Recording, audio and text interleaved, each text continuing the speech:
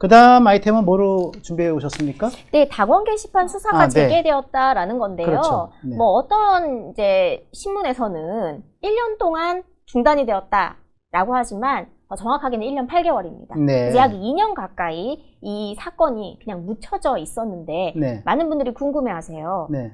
증거가 다 사라졌나? 혹은 네. 핵심 증인들이 사라졌나? 네. 왜 이 수사가 안 되고 있었지? 맞습니다. 이건 아주 심각한 업무방해 행위이기도 하고 네. 또 그 당원 게시판에 1000건이 넘는 그 글들의 내용을 보면은요.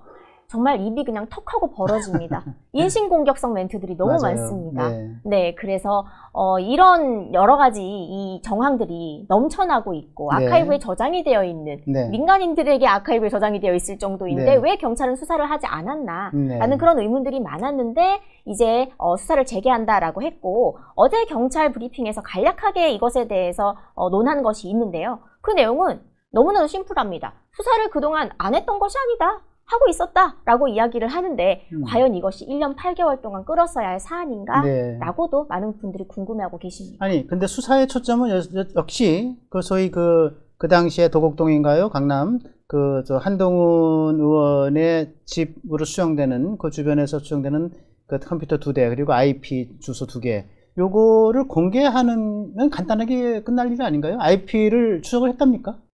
거기에 대해서 아직 수사 브리핑이 나오지도 않았습니다. 나오지 않았죠. 네. 하지만 저희가 당무감사위에서 네. 이 당직자들이 제출한 자료를 가지고 분석을 한 결과가 있기 때문에 12월에 우리가 이미 조사를 했었고 그 문제의 계정들이 가족 5인의 명의와 동일하다. 네. 그리고 전체 게시글의 87.6%가 네. 단 2개의 IP인데 그중 한 IP는 5개 아이디가 다 이 한 IP를 이용을 했고 그 IP에 하나의 IP 즉 하나의 컴퓨터를 썼을 가능성이 있는 거죠. 네. 거기에서는 1,079건 정도가 작성이 되었다. 그러니까 이런 내용은 예, 이미 다 당무감사위에 나와 있는 건데 그렇다면 경찰이 했어야 할 일은 관련자들을 소환해서 증언을 듣고 그 다음에 수사를 그냥 정리한 다음 종결하면 되는 것인데 이 간단한 사안을 하지 않았다라는 것이 경찰도 이 책임에서 자유롭지 않다. 즉 권력이 어느 쪽으로 흘러갈지 모르기 때문에 수사를 계속해서 덮어둔 것이 아니냐라는 네. 그런 의혹이 네. 생기는 거죠. 그렇군요. 네. 어쨌든 이제 지금은 서울청이죠. 서울청 사이버수사대가 하고 있는 것으로 알고 있는데 여기서 제가 생각할 때는 IP 주소 6자리 그거 공개라기보다는 그걸 갖고 이제 무슨 이게 개인정보 위반 이런 문제가 있는데 어쨌든 수사라고 하는 건 그 개인정보 위반 이런 문제를 넘어서는 거니까 들어가서 요거를 분석하면은 사실은 하루면 나올 수 있는 얘기일 것 같거든요. 네, 사실 하루도 걸리지는 않습니다. 몇 시간이면 나온다고 하는데 그럼 안철수 의원 아까 얘기를 했는데 안철수 의원 얘기로는 요거 한두 시간이면 다 나온다는 거거든요. 그래서 빨리 좀 진상이 밝혀지면 좋겠어요. 그 당에서는 제가 알기로는 당 대표실에 한 국장이 가가지고 조사를 받았다고 얘기하더군요. 그분이 아마 지난번에 관련된 그 자리에 있었던 분인가 보죠?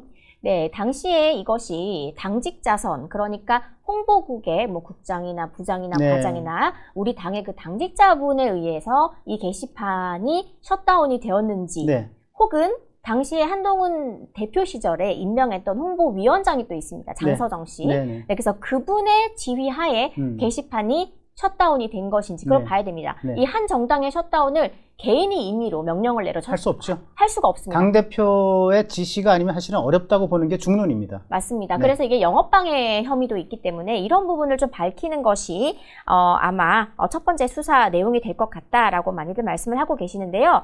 특히 이때 문제가 불거졌던 이 11월 6일에 새벽에 대량 삭제가 일어나가지고 네. 한동훈이라고 하는 이 명의의 글, 네. 몇 년도생인지는 네. 모릅니다. 몇 네네. 년생인지는 모르지만 이 동명이인일 수도 있는 이 명의의 글 650건 중에서 646건, 그러니까 네. 99.4%가 다 지워지고 삭제됐다는 거죠. 가족들의 명의로 된 글은 또 숨김 처리가 된 것.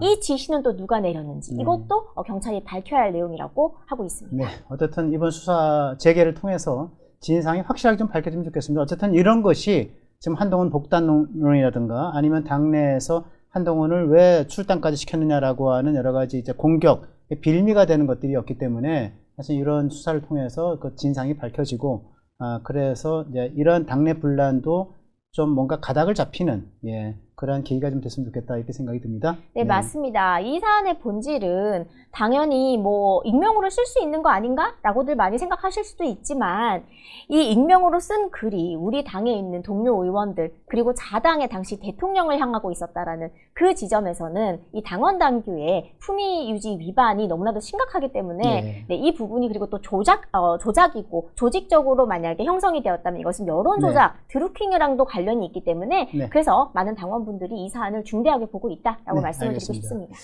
이번에 이제 마지막 질문 간단하게 드리고 간단하게 답해 주시고 그리고 이제 정점식 원내대표 다시 모시는 시간 여러분과 함께 갖겠습니다. 당내 친장계가 형성된다고요? 친장계라고 저는 말씀드리고 싶지는 않고 친국민의힘계가 맞지 않나라고 제가 말씀드리면 너무 또 이렇게 당직자로서 중립을 지키는 게 아닌가라고 생각하실 텐데 말씀하시죠. 친장계라고 하기보다는 당원 중심 정당으로 가자라고 하는 그 당대표의 이 구호에 맞게끔 또 여러 의원들이 이 당원들이 바라는 그리고 또 당원이 곧 국민이 아니겠습니까? 그렇습니다. 지금 120만 당원이기 때문에 지금 정 원내대표 지금 학교가 계시지만은 당원 중심 정당과 국민 중심 정당이라고 하기 그게 다르지 않아요. 당원 중심을 토대로 국민 정당으로 나가는 거니까. 그렇죠? 맞습니다. 그것을 갈라치기 하는 게 저는 더 의혹을 만들어내는 것이다라고 생각을 하는데요. 친국민의힘, 친당계는 어떤 분들인가요? 예컨대? 네, 오늘 사실 기사에 났기 때문에 기사에 난 의원님들을 좀 소개를 드리면 뭐 김민전 의원님 계시고 또 서명옥 의원님도 계시고 또 우리 주요 당직을 맡으신 또 여의도 연구원장님 조승원 의원님도 계시고 또 최고위원 의원님도 계시고 신동욱 최고위원 수석님도 계시고 해서 또 그런 여러 이제 당직을 맡으신 원내 의원님들이 또 이 장동혁 체제에 힘을 실어주고 계시는데요. 제가 개인적으로 또 이 월요일 그리고 목요일에 우리 최고위원 회의를 가서 전 직접 눈으로 다 보잖아요. 그러면 이 기사에서 나오고 있는 이 지도부의 붕괴 위험이라든지 뭐 반으로 쫙 갈라졌다, 안에서 내분이 있다 이런 헤드라인들이 솔직히 저는 왜 나오고 있는지 좀 이해가 가지 않는다라는 그런 생각이 들고 그렇군요. 그 친장계 의원님이라고 하시는 분들도 기사에 나온 그 의원님들도 몇 가지 좀 사연들이 있는데요. 사실 김민전 의원님은 지난 그 탄핵 정국 이전에도 한동훈 전 대표의 그 지도부였을 때 어찌 보면 지금의 우재준 의원 같은 그런 자리였던 거예요. 저희한테 이제 후일담으로 같이 식사를 간단하게 하시면서 그때 나 혼자 외로웠는데 지금은 동지가 많아서 좋다라고 농담을 하셨습니다. 농담이었죠. 그래서 뼈 있는 농담을 좀 하셨고 그리고 서명옥 의원님은 지난 우리 단식 때 보면 누구보다 또 의료인 출신으로 건강을 또 챙겨주셨던 분인데 지난 지방선거 때 또 강남역 근처에 유세를 또 함께 하셨던 모습이 또 포착되기도 해서 아마 샤이한 친장계로 그렇게 분류가 되지 않았나라는 그런 생각이 듭니다. 네, 오늘 소식 여기까지 듣겠습니다. 늘 재미있고 또 유익한 소식 들려주시는 우리 김의원 대변인 감사합니다. 감사합니다.